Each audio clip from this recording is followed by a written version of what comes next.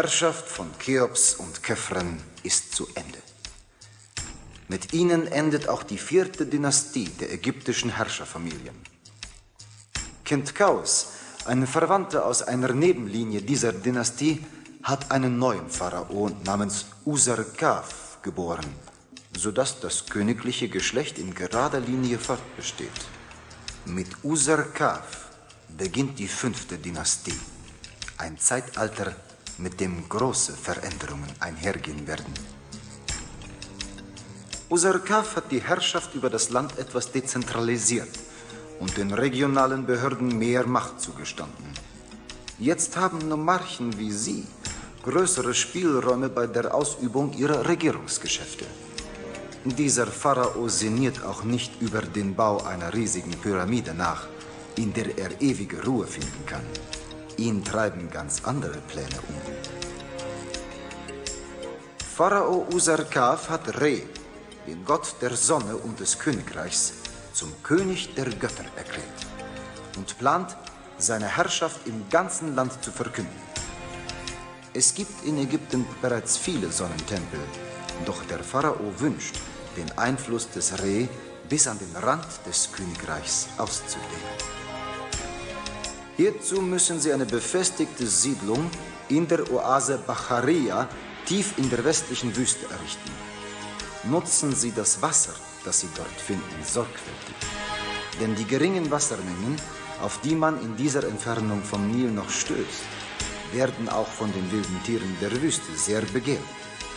Sie sollten sich außerdem vor Angriffen durch libysche Krieger und Beduinen in Acht nehmen, die in letzter Zeit den Wüstenkarawanen verstärkt nachstellten. Planen Sie Ihre Verteidigungsanlagen sorgfältig und nutzen Sie alle Ressourcen wie Holz und Wind, die Sie in der Oase vorfinden.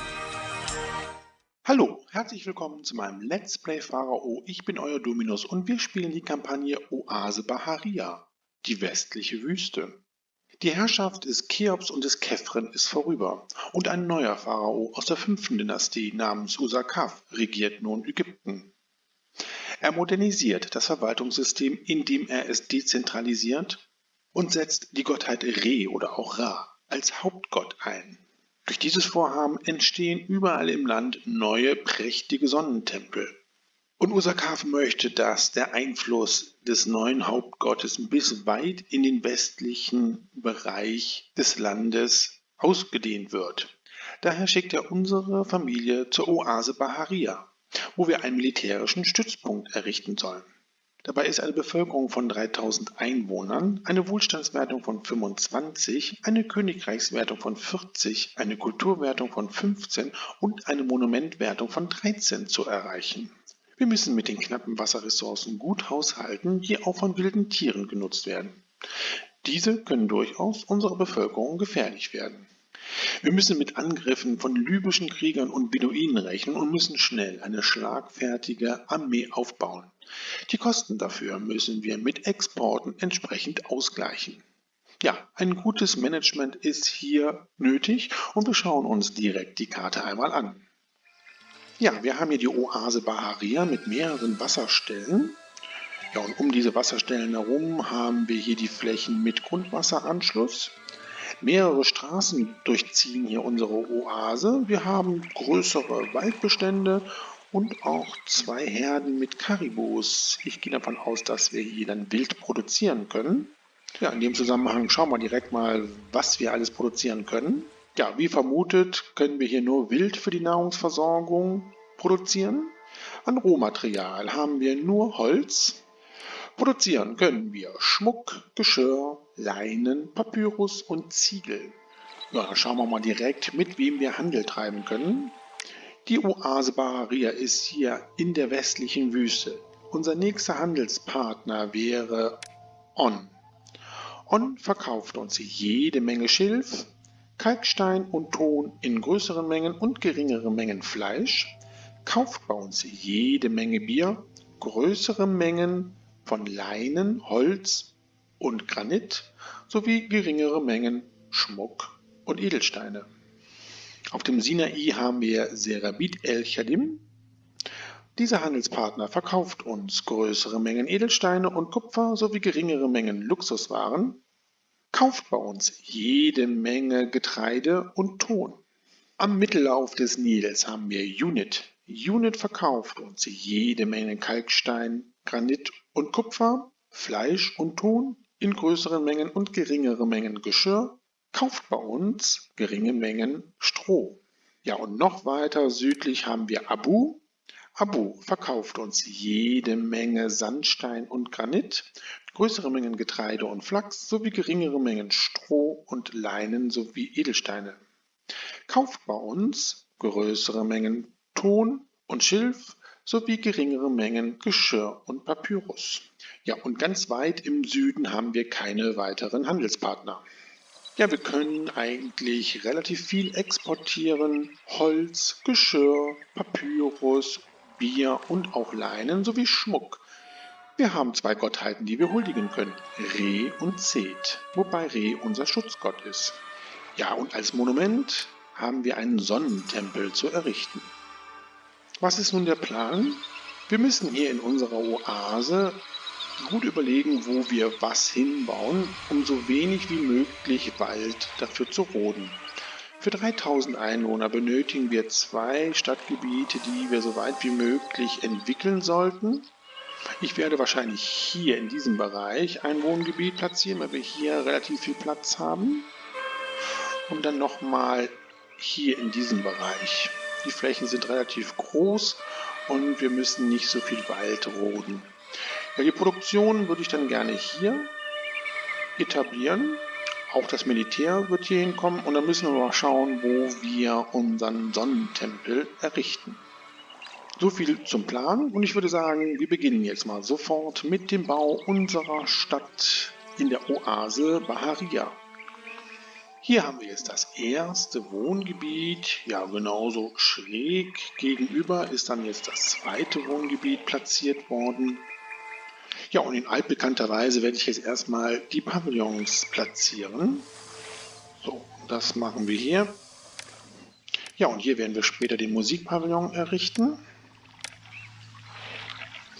Ja, dann können wir hier schon mal die Hälfte des Wohngebietes parzellieren. Ja, die Basics haben wir jetzt auch hier schon errichtet. Machen wir das gleiche hier bei diesem Wohngebiet. Ja, die Geschwindigkeit haben wir auch schon wieder auf 70% gestellt. Wir verteilen wieder in gewohnter Weise unsere Prioritäten.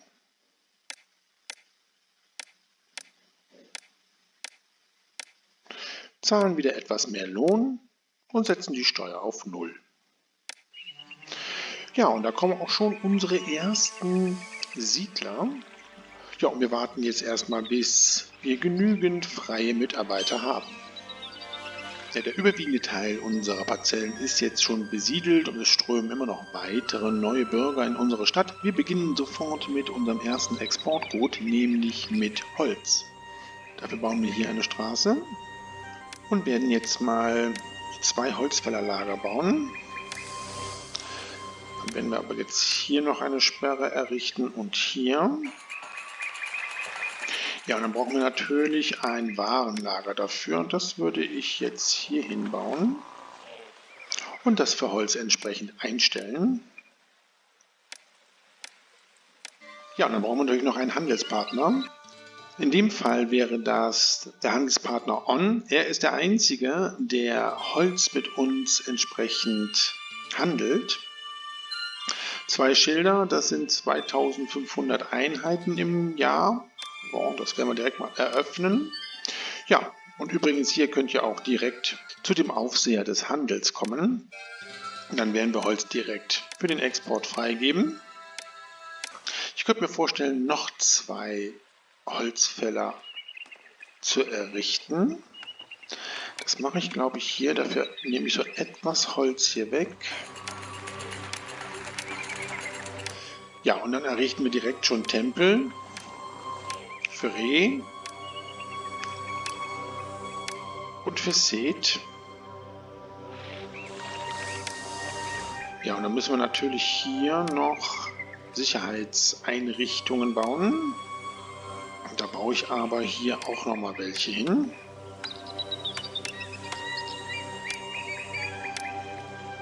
Ja, und das trifft sich ganz gut, dass wir hier unser Produktionsgebiet errichten, weil hier unsere Handelspartner in unsere Stadt eintreffen und dann hier wieder raus.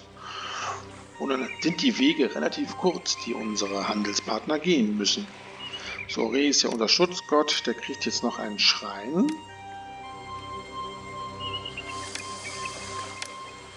Ja, und dann haben wir auch schon das erste Holz im Warenlager, das kann jetzt verkauft werden. Wir werden aber sofort mit einem nächsten Exportgut anfangen. On verkauft uns Schilf, das heißt, wir können Papyrus herstellen. Wer kauft denn Papyrus? Ja, das ist Abu. Allerdings nicht viel, 1500 Einheiten, da brauchen wir jetzt nicht so viel zu produzieren. Eröffnen wir die Handelsroute nach Abu.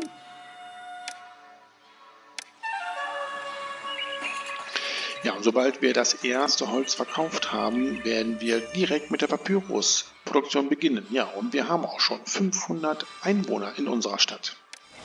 Ja, hier ist unser Handelspartner von On. Ich bin Händler mit Leib und Seele. Und kauft jetzt hoffentlich das ganze Holz auf. Ja, wunderbar. Dann beginnen wir jetzt sofort mit der Papyrusproduktion. Ja, für die Papyrusproduktion möchte ich 2 Warenlager haben. Die errichten wir hier. Ja, das eine Warenlager wird das Schilf aufnehmen. Und das andere natürlich Papyrus. Wir importieren mal 600 Einheiten. Und ich denke mal, 2 Papyrus-Werkstätten reichen für den Anfang erstmal. Dann können wir das hier runtersetzen. So. Ja, und Papyrus kann man natürlich auch schon direkt exportieren. Ja, und als wilde Tiere haben wir hier allerdings nur an dieser Wasserstelle hier Krokodile. Und die können natürlich unseren Holzfällern dann doch etwas gefährlich werden. Im Moment wird gerade ein Holzfäller hier gemeuchelt. Naja, aber ansonsten haben wir keine gefährlichen wilden Tiere hier. Ich denke mir mal, das werden wir wohl verkraften. Ja, und es kann eine Handelsroute eingerichtet werden, nämlich nach Dashur, da es diplomatische Vermittlungen gab. Sehr schön, dann schauen wir doch mal. Dashur verkauft uns Gerste, Bier und einfachen Stein, kauft bei uns größere Mengen Ziegel und geringe Mengen Kalkstein. Ja, Dashur ist der einzige Handelspartner, der uns tatsächlich Gerste verkaufen kann. So können wir jetzt Bier auch entsprechend produzieren. Aber das werden wir natürlich erstmal später machen.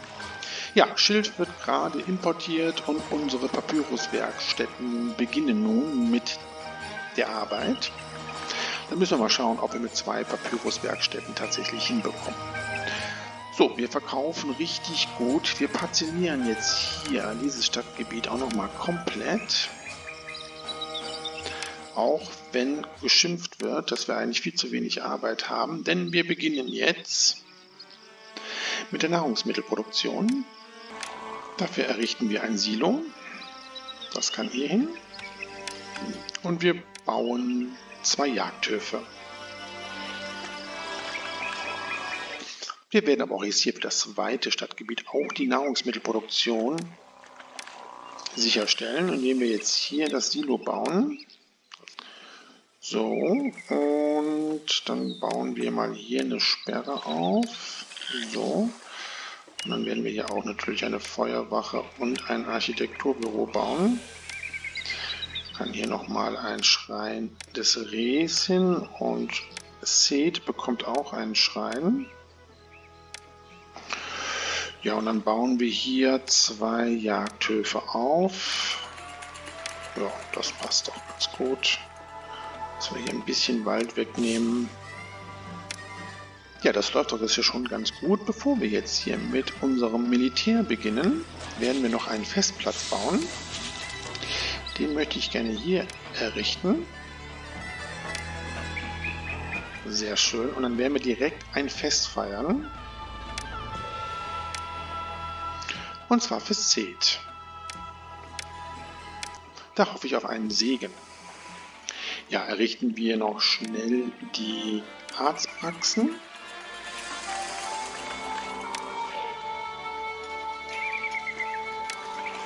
Ja, und dann würde ich mal sagen, stellen wir jetzt mal unsere Armee auf, indem wir jetzt den Drillplatz errichten. Das kann alles hier hin. Und natürlich die Akademie. Dafür müssen wir aber die Sperre hier mal verschieben. So. Ja, und dann würde ich sagen, bauen wir doch schon direkt das erste Fort für die Bogenschützen. Ja, unser erstes üppiges Fest für Seth. Ja, und ich wollte ja unsere Armee hier platzieren. Das finde ich eigentlich gar nicht so schlecht. Ja, und wir sollten immer einen Blick wieder in die Spezialkarten werfen. Feuergefahr sieht so ganz gut aus. Ja. Ja, hier haben wir so eine Sackgasse, das ist natürlich nicht ganz so gut. Bauen wir doch hier noch eine Feuerwache auf. Ja, und Schäden. Oh, das ist auch nicht so gut. Da unser Silo. Da richten wir hier nochmal ein Architekturbüro. Ja, und hier, das sieht alles gut aus. Ja, wir haben Dezember. Wir schauen mal, was wir so verkauft haben. Also, ja, Holz haben wir alles verkauft, was wir verkaufen können. Da brauchen wir jetzt nicht mehr zu produzieren. Ja, und Papyrus, da haben wir noch etwas Kapazitäten. Vielleicht bauen wir doch noch eine dritte Papyrus-Werkstatt. Und dann sollten wir mit einem neuen Exportgut anfangen, nämlich Leinen. Abu verkauft uns den Flachs und On kauft Leinen. Da brauchen wir keine neue Handelsroute zu eröffnen. Gut, bevor wir mit der Produktion von Leinen beginnen, werden wir jetzt mal hier den Bazar errichten für dieses Stadtgebiet und entsprechend einstellen.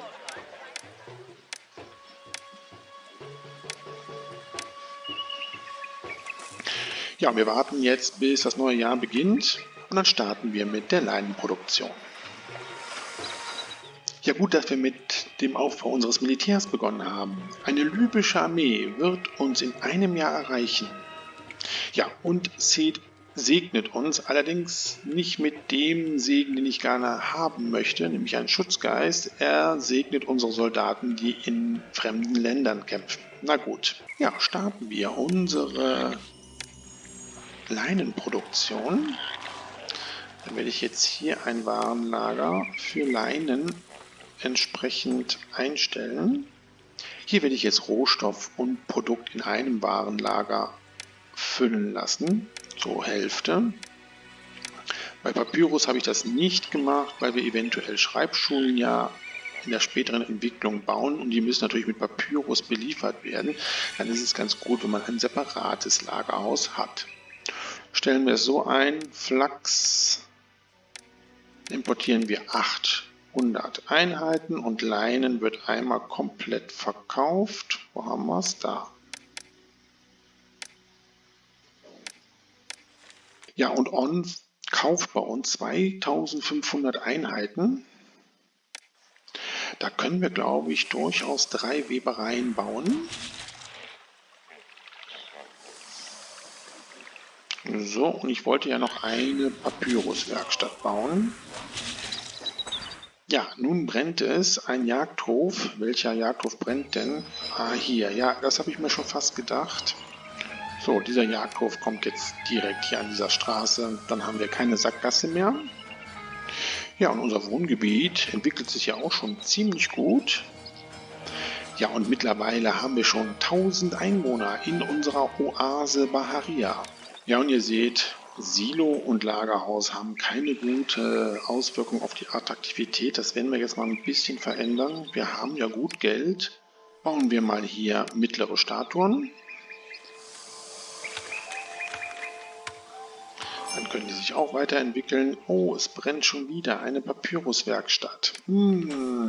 Das ist nicht so gut. Ja, wir müssen hier, glaube ich, noch mehr Feuerwachen bauen. Ja, und wir haben auch schon Leinen in unserem Warenlager. Das ist sehr gut. Allerdings dürfen wir nicht vergessen, dass wir für alle Produkte, die wir hier herstellen, natürlich die Rohstoffe importieren müssen. Das müssen wir natürlich ein bisschen im Auge behalten. Ja, in 6 Monaten, aber das sieht ganz gut aus hier. Wir haben jetzt schon das Fort für die Bogenschützen fast voll.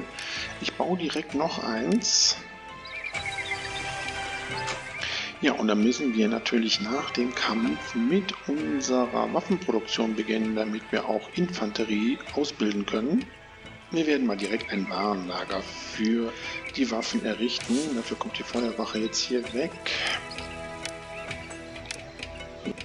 Dann können wir das jetzt hier für Kupfer und für Waffen einstellen.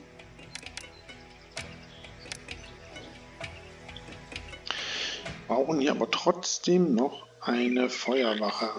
Das ist definitiv zu wenig hier. Ja, wir brauchen natürlich auch eine Handelsroute für Kupfer. Das ist entweder Serabit el-Khadim oder Unit.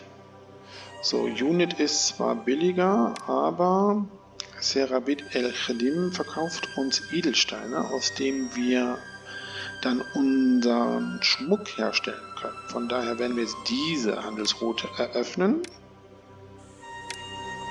Ja, und wir warten erstmal, bis wir was verkauft haben. So, und dann errichten wir, glaube ich, schon mal 2 Waffenschmieden. Es ist soweit. Die fremde Armee dringt in unsere Provinz ein. Schauen wir mal wo. Okay, ganz am anderen Ende unserer Stadt. Schnell die Geschwindigkeit runter. Ja, und dann positionieren wir mal unsere Bogenschützen jetzt hier. So, unsere Bogenschützen sind angekommen. Ja, und wir haben hier libysche Bogenschützen und auch Krieger. Wir werden jetzt erstmal gucken, dass wir hier die Krieger ausschalten. Wir machen das mal so, ihr könnt hier hin und ihr könnt hier hin. Schauen wir mal, ob wir das schaffen. Armee ist jetzt nicht ganz so groß von Libyen, aber wir haben halt noch keine Infanterie. Ja, die libyschen Krieger sind schon ziemlich stark. Die haben jetzt hier unseren Pfeilhagel der Bogenschützen ganz gut ausgehalten. Ja, und ein Polizist tritt mutig dem Kampf entgegen. Mal gucken, wie weit er kommt. Ja, es wird überall heftigst gekämpft. Ein zäher Kampf hier. Ich bin mal gespannt. Ja, die feindlichen Bogenschützen fliehen schon.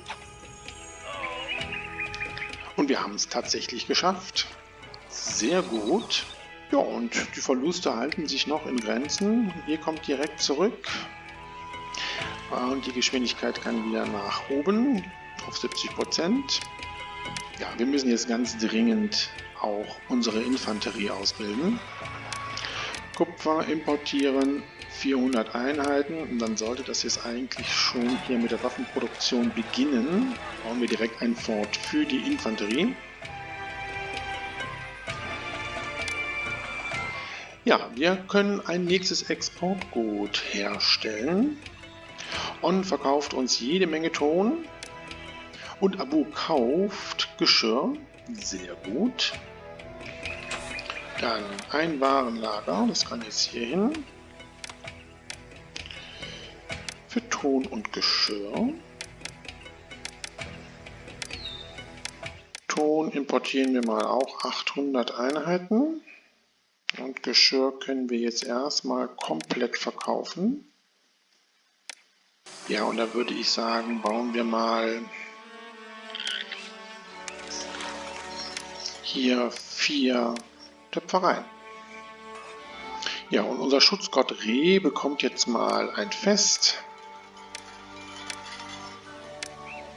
Ja, und wir kriegen ein Geschenk des Pharaos. Und zwar 24 Blöcke Sandstein. Okay. Ja, und ein üppiges Fest für Re.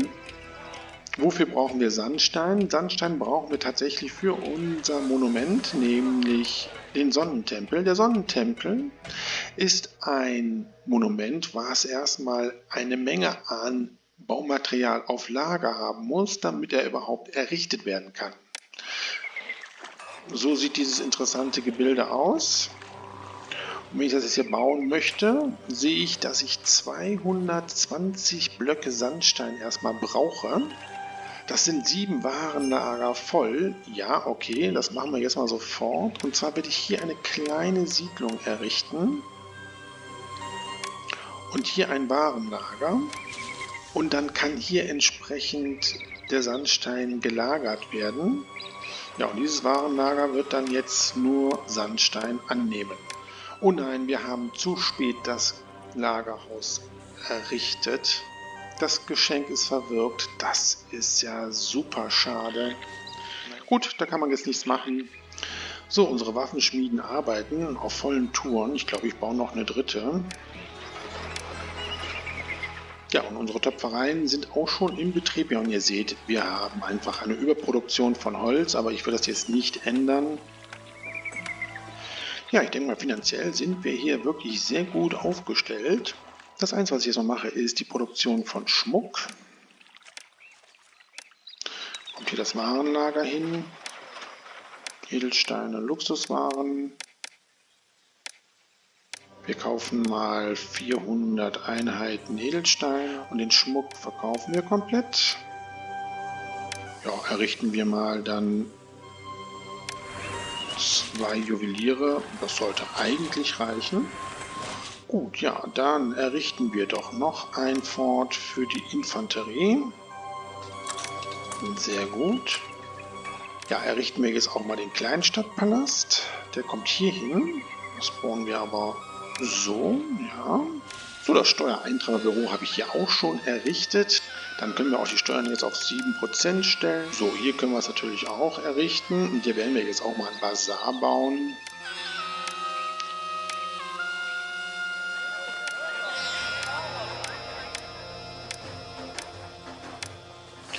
Ja, und dann errichte ich doch auch hier meinen Familienwohnsitz. Der kann hier hin. Sehr schön. So, dann errichten wir aber hier auch nochmal eine Feuerwache und ein Architekturbüro. So, dann haben wir wieder jede Menge Geld ausgegeben. Ja, und ich beginne auch schon direkt mit dem Import von Sandstein. So, hier ist der Sandstein. Ja, wir brauchen 220 Blöcke.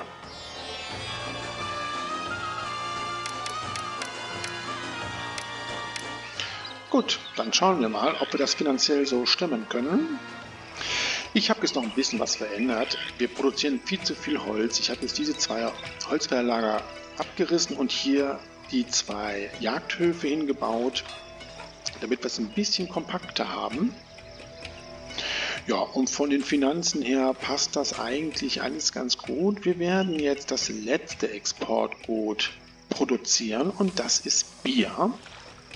Dafür gibt es jetzt wieder ein Warenlager hier. Für Gerste und für Bier. On kauft ja jede Menge. 4000 Einheiten würde On kaufen. Dashur ist der Handelspartner für die Gerste. Allerdings kriegen wir nur einen Bruchteil am Rohstoff. Nur 1500 Einheiten Gerste. Okay, Handelsroute wird eröffnet. Gerste wird eingekauft, da kaufen wir mal direkt 800 Einheiten und Bier kann komplett verkauft werden. Ich denke mir mal 4 Brauereien müssten reichen. Ja, trotz unserer ganzen Exporte haben wir kein Geld mehr. Mal schauen, was wir noch vom Pharao bekommen. Naja, nochmal ein bisschen was. Ja, dann errichten wir doch schon hier das zweite Warenlager für Sandstein. Ja, wir verkaufen wirklich sehr gut jetzt. Aber was nicht so gut funktioniert, sind hier unsere Töpfereien. Die haben nämlich alle keine Mitarbeiter. Das ist dann tatsächlich ein bisschen zu weit weg. Das müssen wir ändern. Ja, entweder habe ich die Vorankündigung des Angriffes der libyschen Armee nicht mitbekommen oder es ist schlechtweg vergessen worden. Auf jeden Fall haben wir einen Angriff der libyschen Armee. Gut, dann schauen wir mal wo. Wo ist denn das jetzt bitte? Ah, hier an der zweiten Siedlung. Okay, aber wir haben jetzt hier unsere Infanterie schon ausgebildet. Sehr gut.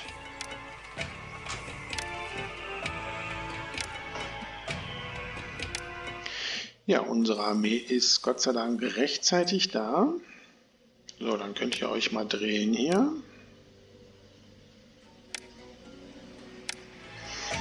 Ja, der Kampf beginnt jetzt allmählich mal. Aber ich glaube, da mache ich mir jetzt keine großen Gedanken. Ich glaube, diese Infanterie kann man hier die feindlichen Bogenschützen ausschalten. Ja, wir haben es geschafft. Super. Ja, und kaum Verluste. Sehr gut. Ja, wir werden jetzt Folgendes machen. Wir errichten jetzt hier die letzten beiden Forts. Ne, erstmal nur das eine Fort noch für Bogenschützen. Und sobald wir kein Kupfer mehr importieren müssen, werden wir auch unsere Stadtverteidigung entsprechend errichten mit Mauern und Türmen. Ja, und dieses Warenlager ist nicht in Betrieb für den Ton. Das ärgert mich. Dann kommt es jetzt hier hin.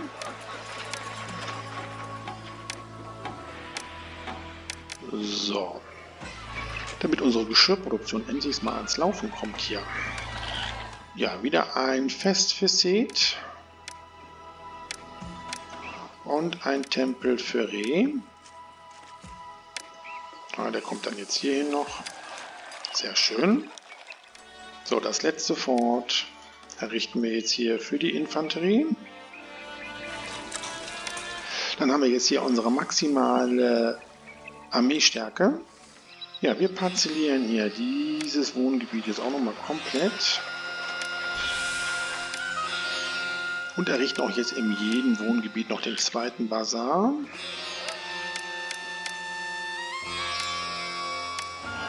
Ja, jetzt kriegen wir mal eine Mitteilung, dass in 2 Monaten wieder eine libysche Armee uns angreifen wird. Ja, und unser üppiges Fest für Seth. Ja, und ihr seht, jetzt funktioniert hier unsere Geschirrproduktion sehr gut. Das Warenlager, was wir vorher gebaut haben dafür, das können wir für andere Produkte eventuell noch nutzen. Ja, und mittlerweile haben wir 2000 Einwohner in unserer Stadt. Und es ist schon wieder soweit. Der nächste Angriff der libyschen Armee. Wo wird er stattfinden? Oh, an der gleichen Stelle. Gut. Ja, die Armee der Libyer ist angewachsen. Gut, dass wir unser Heer erweitert haben. Tja, und hier läuft eine unbedarfte Musikerin einfach in das Schlachtfeld rein. Ja, wir werden jetzt hier schon beschossen. Dann könnt ihr hier schon mal hin und die schon mal ausschalten. So, dann greifen wir jetzt mal an. Ja, großes Schlachtgetümmel hier. Mal schauen, wie wir aus diesem Kampf hervorgehen werden. Die Musikerin hat übrigens überlebt und läuft weiter diese Straße hier entlang. Die libysche Armee ist Geschichte. Ihr könnt nach Hause. Wunderbar. Ja, und die Geschwindigkeit können wir wieder auf 70% stellen. Und ich würde sagen, wir beginnen jetzt mal allmählich mit unserer Stadtbefestigung. Ja, darauf habe ich gewartet. Ein Schutzgeist von Seth, der unsere Stadt bewacht und Feinde niederstreckt. Sehr gut. Ja, ich bin gerade dabei, unsere Stadttore zu platzieren. Ja, es ist ein neues Jahr und jetzt kann wieder kräftig verkauft werden. Die Warenlager sind voll. Ja, und wir haben einen verbesserten Handel. On möchte mehr Holz kaufen. Sehr schön. Wir haben jetzt 4000 Einheiten Holz, welche wir verkaufen können. Super. Dann werde ich jetzt hier auch noch Holzfäller bauen. Da dafür machen wir jetzt Folgendes. So, dann können wir nämlich jetzt hier nochmal 2 Holzfällerlager bauen. Eins hier. Ja, und eins hier. Sehr schön. Und dann bauen wir hier nochmal Feuerwache, Architekturbüro und einen Schrein für Reh. Ja, und die beiden Lagerhäuser mit Sandstein sind voll. Bauen wir direkt noch eins für Sandstein. Wir brauchen ja 7 Stück. Ja, und hier unsere kleine Siedlung, die bekommt jetzt auch mal einen Bazar. Ich möchte doch ein bisschen das weiterentwickeln. Ja, und eine libysche Armee wird uns wieder angreifen in 2 Monaten. Ja, und unsere Infanterie ist vollzählig. Wir können jetzt den Kupferimport stoppen. Wir haben sogar noch Waffen im Lager. Das reicht jetzt erstmal. Mit dem Geld, was wir einsparen, können wir dann unsere Stadtbefestigungen bauen. Das ist auch wichtig, weil jetzt greift wieder die libysche Armee an. Mal gucken, wo. Ja, wieder an gewohnter Stelle. Schnell die Geschwindigkeit runter. Ja, unsere Armee hat Stellung bezogen. Eben nochmal schnell hier die Kompanien drehen und ausrichten. Naja, aber die Stärke der libyschen Armee ist gleich wie vom letzten Angriff. Und wir haben mittlerweile jetzt auch eine voll ausgebildete Armee hier. Ja, greifen wir doch direkt an hier.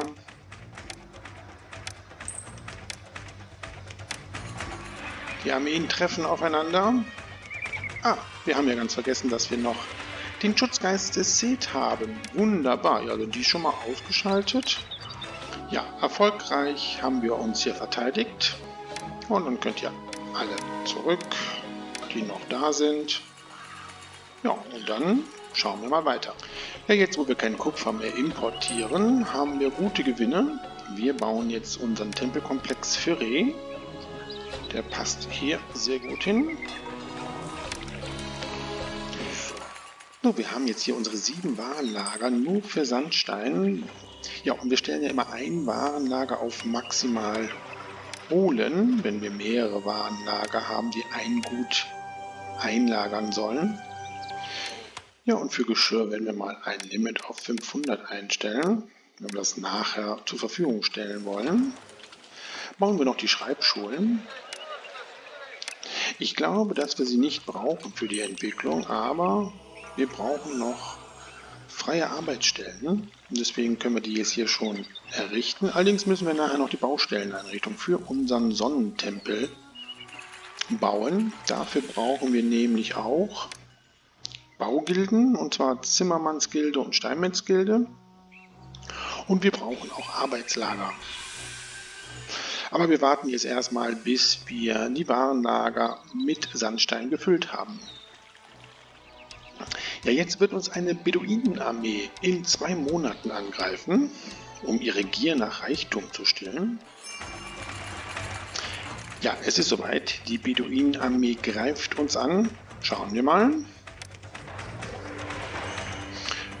Wieder hier an der einen Stelle unseres zweiten Wohngebietes. So, ich habe unsere Armee platziert und habe auch ganz schnell hier schon mal ein Stück Mauer errichtet, damit sie nicht in unser Wohngebiet einfallen können. Ja, und unsere Armee ist auch schon hier zur Stelle. Und die Beduinen greifen jetzt an, aber da mache ich mir auch wieder keine Sorgen. So groß ist die Armee nicht. Die Beduinen haben unsere Bogenschützen hier angegriffen. Und ich muss sagen, dass unsere Bogenschützen da nicht so gut aussehen. Wir sehen hier schon, die 2 sind übrig geblieben und machen sich auf den Weg jetzt zu ihrem Fort. Aber unsere Infanterie, die räumt jetzt hier erstmal noch auf. Ja, der Rest ist auf der Flucht. Das haben wir doch wieder gut hingekriegt hier. Ihr könnt zurück. Ja, hier können wir sehen, die Bogenschützenkompanie, die Widder, sind auf 4 Soldaten dezimiert worden. Aber ich hoffe, dass sie schnell wieder neu ausgebildet werden. So, Geschwindigkeit kann wieder auf 70. Ja, und jetzt wird uns in einem Jahr wieder eine libysche Armee angreifen. Ich werde jetzt mal hier die Mauer schließen. Das ist ja echt ein neuralgischer Punkt, da unsere Armee hier ziemlich weit entfernt ist. So, und ich werde ja auch direkt 2 Türme bauen. Und meiner Stadt noch etwas Geld geben. Ich habe das Gefühl, dass Schmuck und Bier gar nicht gekauft wird. Wenn ich hier gucke, ist kein Schmuck gekauft worden. Sehr interessant. Dann würde ich jetzt auch erstmal keine Edelsteine mehr kaufen. Ja, Bier brauchen wir sowieso. Ja, hier baue ich auch schon mal 2 Türme.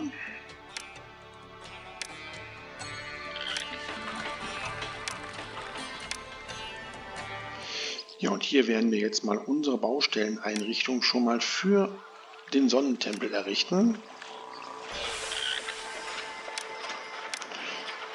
Eine Zimmermannsgilde. Ich denke mir mal, eine Steinmetzgilde reicht auch. Und wir brauchen dann auch Arbeitslager. Da bauen wir 2 Stück. Ja, das passt doch sehr gut hier rein. Ja, und wir haben 163 Blöcke Sandstein schon in unseren Lagerhäusern. Das dauert jetzt nicht mehr lange. Übrigens werden wir den Sonnentempel hier errichten. Hier haben wir noch genügend Platz. Mir fällt auf, dass wir bis jetzt noch keine Forderung des Pharaos hatten. Wie schaut denn unsere Wertung überhaupt aus? Ja, die Wertungen sehen aber soweit ganz gut aus. Die haben wir ja alle geschafft. Außer die Monumentwertung und das Bevölkerungsziel. Aber da sind wir ja dran. Ja, noch einen Monat haben wir, bis die libysche Armee uns angreift. Hier ist ein kleiner Trick. Wenn ihr die Mitteilung habt, dass in einem Monat die Armee angreift, speichert einfach diesen Spielstand.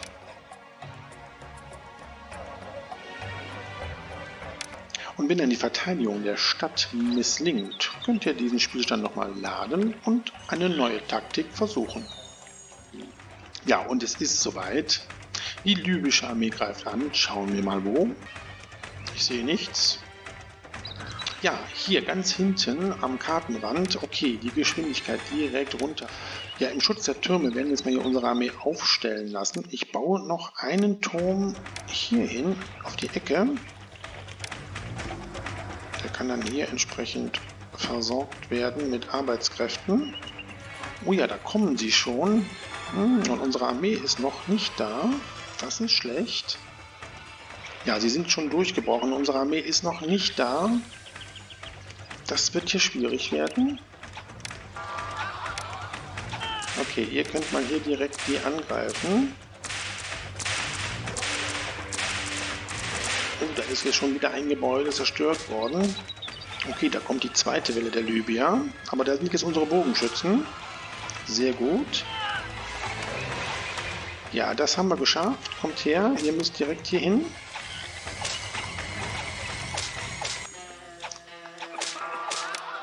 Und auch ihr hier angreifen. Ja, großes Schlachtgetümmel wieder hier. Die Musik hat sich allerdings schon wieder verändert. Sieht eigentlich, glaube ich, dann ganz gut für uns aus. Ja, wir haben es geschafft. Zwar ein paar Zerstörungen. Ja, und außer jetzt die Bogenschützen haben wir kaum Verluste. Sehr gut. Dann geht ihr mal zurück und wir bauen mal hier schnell die zerstörten Gebäude wieder auf. Ja, und wir haben eine Segnung von Re. Unsere Handelspartner werden mehr kaufen bei uns, als sie eigentlich vorhatten. Sehr schön. Ja, und es scheint tatsächlich entweder ein Bug zu sein, dass kein Schmuck und Bier gekauft wird, oder durch den Import von Sandstein werden die anderen Produkte nicht exportiert. Wenn ihr da andere Erfahrungen habt, könnt ihr mir das gerne mal mitteilen. Ja, jetzt werden Arbeitskräfte benötigt. Okay, haben wir irgendwo eine Veränderung? Nö, nicht. Okay. Dann werden wir jetzt hier die Basare auffordern, Geschirr zu kaufen. Ja, und so schnell haben sich die Stadtgebiete hier verändert und wir sehen, was für Menschenmassen jetzt in unsere Stadt wieder einwandern. Wunderbar. Dann können wir mal eben schnell hier auch unseren Tempelkomplex vervollständigen. Altar des Maat. Ja, und das Orakel des Horus. Sehr schön. Ja, und wieder wird eine libysche Armee uns in 2 Monaten angreifen.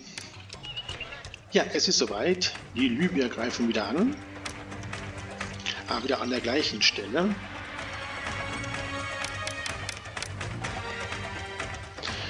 So, schauen wir mal. So, die Aufstellung ist bezogen. Wir haben ja jetzt hier schon 3 Türme. Dieser Turm ist leider im Moment nicht besetzt. Ich hoffe, das ändert sich gleich. Ja, und diesmal ist es eine richtig große Armee. Eieiei. Dauert eigentlich immer so lange, bis sie dann kommt. Oh Mann, das ist echt viel. Da sind schon die Feinde. Oh nein, ein Warenhaus mit Sandstein ist zerstört worden. Oh nein. So, alles auf, warten, was wir hier haben. Komm, hier wird man die hier angreifen. Ah, hier ist großes Kampfgetümmel. Meine Güte. Ah, ein Turm ist zerstört worden. Okay, aber ich glaube, wir halten uns hier ganz gut. Ah, die Feinde sind auf der Flucht. Sehr gut. Ja, wir haben es geschafft. Allerdings haben wir ein Warenlager mit Sandstein verloren. Das ist natürlich betrüblich. Da kann man jetzt nichts machen. Ja, die Verluste sind auch erträglich. Ich hoffe, sie sind ja schnell aufgefüllt. So, erstmal hier den ganzen Schaden wieder beheben. Ich baue das Warenlager allerdings jetzt hier hin, dass, wenn wir nochmal angegriffen werden, wir hier nicht wieder eins verlieren. Gut, ja, dann müssen wir jetzt leider noch ein bisschen warten, bis der restliche Sandstein jetzt vollzählig ist. Ja, und direkt in 2 Monaten eine Beduinenarmee. Das geht hier wirklich Schlag auf Schlag. Aber ich hoffe mal, dass unsere Armee dann gut wieder aufgestellt ist. Wir haben genug Waffen im Warenlager. Wir feiern mal noch schnell ein Fest für Seth, aber ich denke mal, das wird jetzt zu spät sein. Ja, die Beduinenarmee greift an. Schauen wir mal wo. Oh, das ist günstig, direkt hier. Dann muss unsere Armee ja gar nicht so weit gehen. Ja, und dann schließen wir aber auch hier die Mauer direkt. Vorsichtshalber. Ja, die Beduinenarmee greift an. Wir werden aber direkt hier auch angreifen.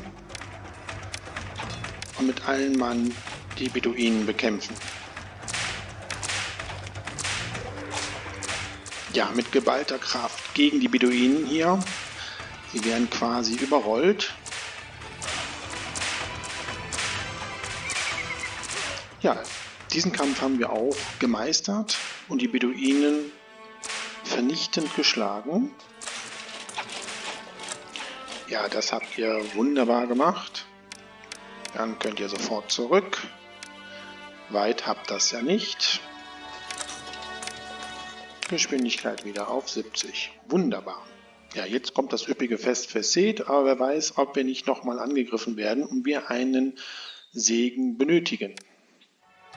Es ist endlich soweit. Wir haben den Sandstein zusammen für unser Monument. Okay, dann bauen wir mal den Sonnentempel. Den wollte ich ja jetzt hier errichten. Ja, und jetzt haben wir hier schon mal einen Teil des Bauwerkes, hier diesen Obelisken. Wir klicken mal an. Ja, und der Vorarbeiter teilt uns mit, dass wir jetzt noch insgesamt 160 Blöcke Sandstein brauchen. Das sind 40 Ladungen. Ja, wir brauchen jetzt Zimmermänner und Steinmetze, die das Bauwerk fertigstellen sollen. Und natürlich die Mitarbeiter des Arbeitslagers. Das werden wir jetzt hier mal ein bisschen ändern. Wir müssen jetzt nicht alle Lagerhäuser hier Sandstein annehmen lassen, nämlich nur noch eins.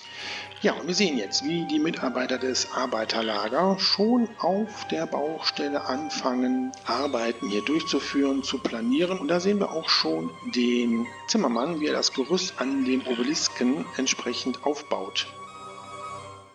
Ja, und wir kriegen schon wieder einen Segen von Seth, der uns mit seinem Schutzgeist beschützt. Wunderbar. Ja, die Gerüste am Obelisken sind jetzt soweit fertig gebaut und wir sehen jetzt hier unseren Steinmetz, der jetzt diesen Gebäudeteil entsprechend bearbeitet. Ja, und wir müssen uns wieder einer Beduinenarmee stellen, die in 2 Monaten unsere Stadt angreifen wird. Es ist soweit, die Beduinenarmee greift an. Oh, wieder an der gleichen Stelle, sehr schön. Habt ihr nicht dazugelernt? Na gut, dann werden wir uns mal hier platzieren. Wir haben zwar hier keinen Schutz von Türmen, aber ich denke mal, das schaffen wir auch so. Ja, ich denke mal, wir können unsere Infanterie sofort zum Kampf schicken. Ja, das ist aber auch schon eine relativ große feindliche Armee hier, die uns angreift. Meine Güte, das ist aber echt hier eine Menge. Ja, gucken wir mal, ob wir das so schaffen.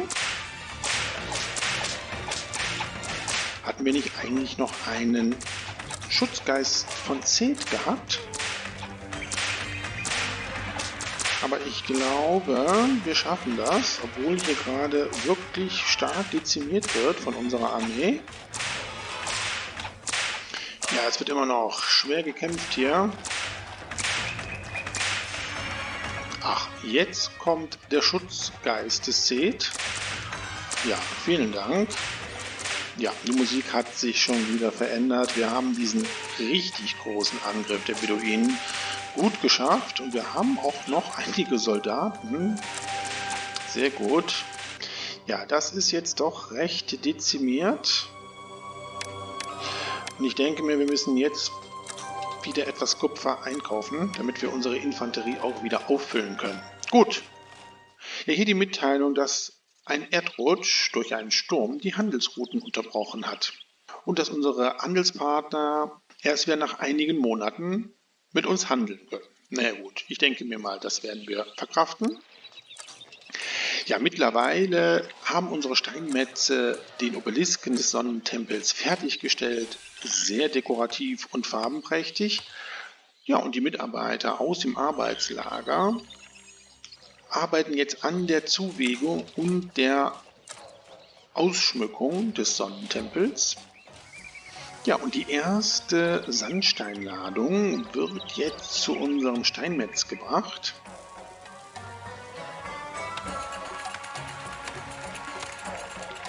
Ja, und damit ist das Tor zum Sonnentempel schon fertiggestellt.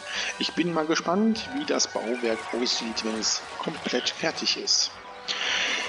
Ja, wir haben es fast geschafft, allerdings brauchen wir noch 3000 Einwohner in unserer Stadt. Das ist nicht mehr viel, was wir hier brauchen, 25. Wir haben hier noch ein paar Wohngebäude, die sich weiterentwickeln könnten. Dafür müssten wir jetzt mal hier ein bisschen das Wohngebiet aufhübschen. Das werden wir jetzt mal machen. Ja, unser Wohngebiet haben wir jetzt hier aufgehübscht. Ich hoffe mal, es reicht jetzt für die 3000 Einwohner. Ja, und wir können jetzt sehen, dass aus dem Sandstein hier eine Mauer um den Sonnentempel errichtet wird. Ja, wir haben es dann doch jetzt endlich geschafft und die 3000 Einwohner-Marke geknackt. Damit haben wir dieses Ziel auch erreicht. Ja, und die Umfassungsmauer unseres Sonnentempels ist auch schon bald fertiggestellt. Ja, bevor wir unseren Sonnentempel fertigstellen können, werden wir nochmal angegriffen. In einem Monat wird eine lybische Armee uns angreifen. Ich hoffe aber, dass wir bis dahin unser Monument fertiggestellt haben und die Mission damit beenden können. Denn unser Sonnentempel ist fast fertiggestellt. Zeit, uns die Stadt in der Oase Baharia nochmal in Ruhe anzuschauen. Ja, hier unser großes Wohngebiet am Eingang unserer Stadt mit Tempelkomplex und Kleinstadtpalast. Ja, und im weiteren Verlauf hier unsere großen Produktionsstätten für Papyrus, Leinen, Schmuck, Bier und auch Waffen. Ja, und noch weiter im Anschluss unsere Armee mit den 6 Forts. Ja, und hier unser zweites Wohngebiet mit dem Sonnentempel. Ja, die letzte Steinladung wird zu unserem Sonnentempel gebracht. Die Wertungen sind alle erreicht mit Ausnahme der Monumentwertung. Das wird sich aber jetzt ändern mit der Fertigstellung. Jawohl, der Sonnentempel ist nun endlich fertiggestellt. Und damit haben wir diese Kampagne erfolgreich abgeschlossen. Ja, ein tolles Bauwerk. Ja, den Kampf, den sparen wir uns jetzt. Das war wirklich eine sehr knappe Angelegenheit hier. Wir verlassen die westliche Wüste und wenden uns neuen Aufgaben zu. Gut gemacht. Sie haben die begrenzten Ressourcen optimal genutzt und die Macht des Re an diesem entlegenen Ort aufblühen lassen. Ja, das waren schwere Angriffe von den Libyern und auch von den Beduinen und wir sind froh, dass wir jetzt die westliche Wüste verlassen können. Und wir haben wieder 2 Kampagnen zu bestreiten. Ja, der Titel der nächsten 2 Kampagnen besagt es schon, der Niedergang des Alten Reiches. Mit diesen 2 neuen Kampagnen beenden wir tatsächlich das Alte Reich. Die Oase Dakhla, Ordnung im Chaos, eine Wirtschaftskampagne. Und die Oase Dungol, raus mit den Schakalen, eine Militärkampagne. Ich freue mich, wenn ihr bei den letzten Kampagnen des Alten Reiches dabei seid. Ich sage Tschüss, euer Dominus.